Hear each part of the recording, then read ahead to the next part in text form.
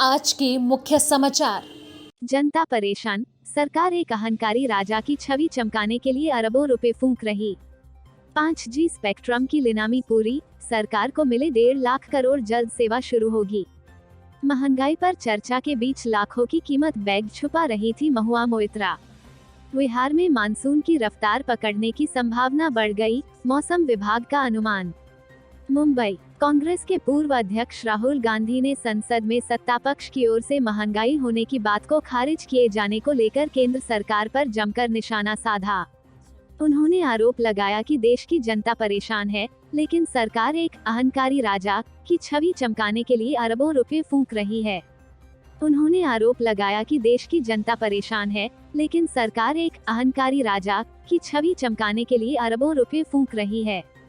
उन्होंने यह भी कहा कि तानाशाही सरकार चाहती है कि उसकी हर बात पर विश्वास किया जाए, लेकिन ऐसा नहीं होने वाला है, क्योंकि कांग्रेस उसके खिलाफ लड़ती रहेगी।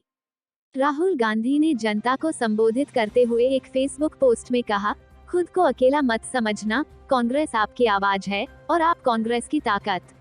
तानाशाह के हर फरमान से, जनता की आवाज दबाने की हर कोशिश से हमें लड़ना है। आपके लिए मैं और कांग्रेस पार्टी लड़ते आ रहे हैं और आगे भी लड़ेंगे। उन्होंने कहा, आज देश में किन मुद्दों पर विचार विमर्श होना चाहिए, यह आप अच्छे से जानते हैं, क्योंकि सरकार की हर गलत नीति का असर आपके जीवन पर पड़ रहा है।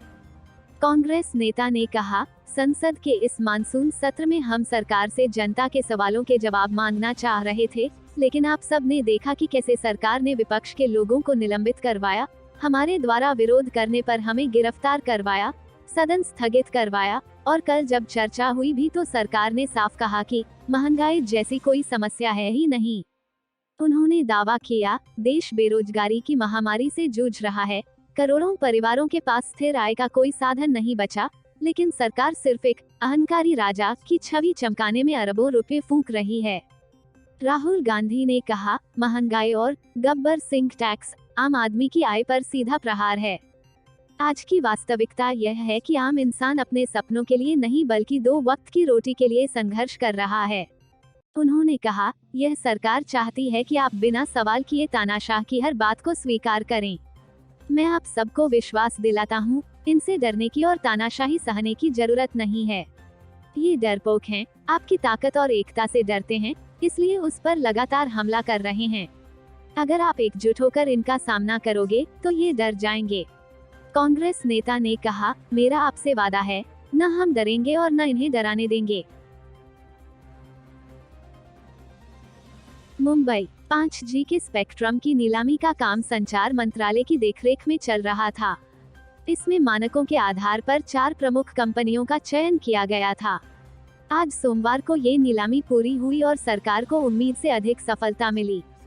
सरकार को इस स्पेक्ट्रम नीलामी से कुल 1,50,173 करोड़ रुपए का रेवेन्यू मिला है।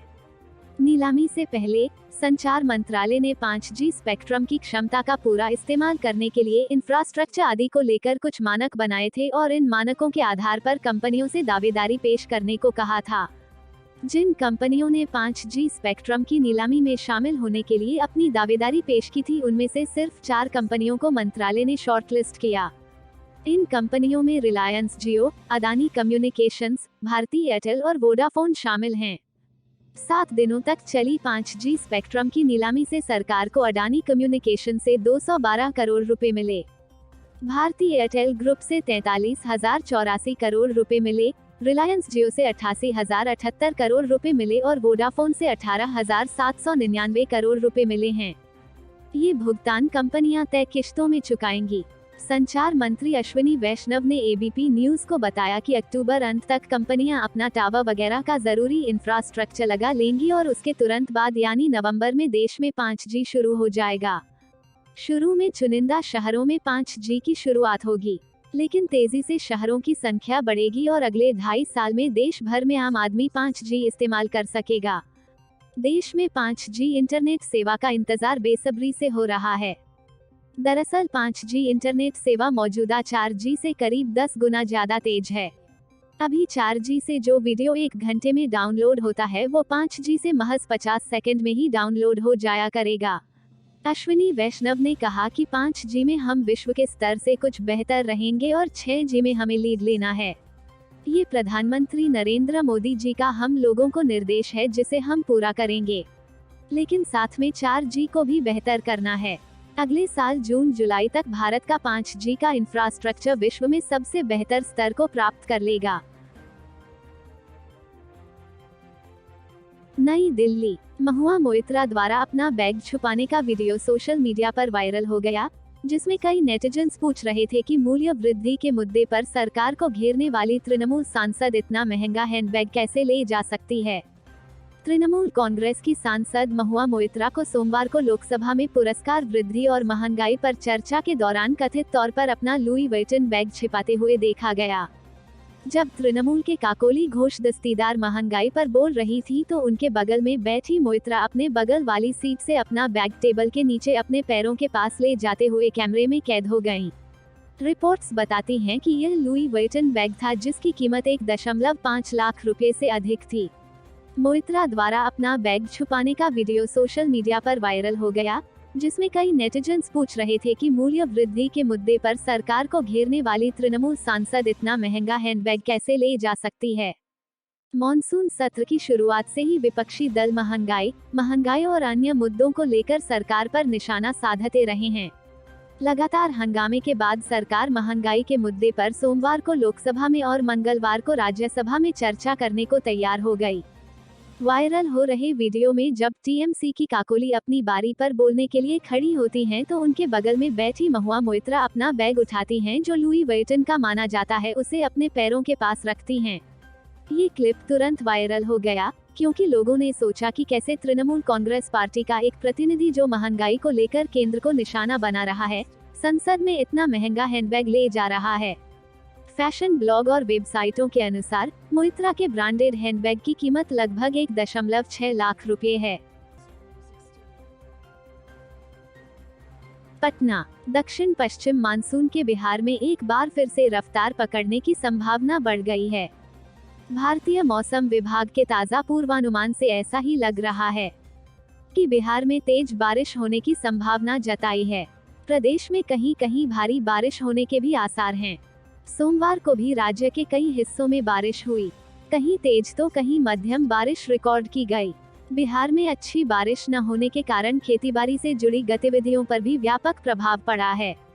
पर्याप्त पानी के अभाव में धान की रोपाई तुलनात्मक रूप से काफी कम हो सकी है। मानसून के समय में बिहार में बड़े पैमाने पर धान की खेती की जाती है। इस फसल के लिए पर्याप्त मात्रा में पानी की जरूरत होती है, लेकिन इस बार के मानसून में औसत से कम बारिश होने का असर पड़ा है। भारतीय मौसम विभाग की ओर से जारी ताज़ा पूर्वानुमान में बिहार में आंधी तूफान के साथ अच्छी बारिश होने की संभावना जताई गई है। मौसम विज्ञानियों ने इसके साथ ही ठनका गिरने की चेतावनी भी जारी की है। मौसम विभाग की ओर से जारी पूर्वानुमान किसानों के लिए राहत भरा है। खेतीबाड़ी में जुटे लोगों को बेसब्री से अच्छी बारिश का इंतजार है। बिहार में लंबे समय से अच्छी बारिश नहीं हुई है। किसी हिस्से में तेज बारिश होती है तो कहीं बस बूंदाबांदी ही होती है। ऐसे में खेती किसानी का काम बुरी तरह से प्रभावित हुआ है। बारिश नहीं होने और तेज धूप निकलने के कारण लोगों को उमस वाली गर्मी का सामना भी करना पड़ रहा है।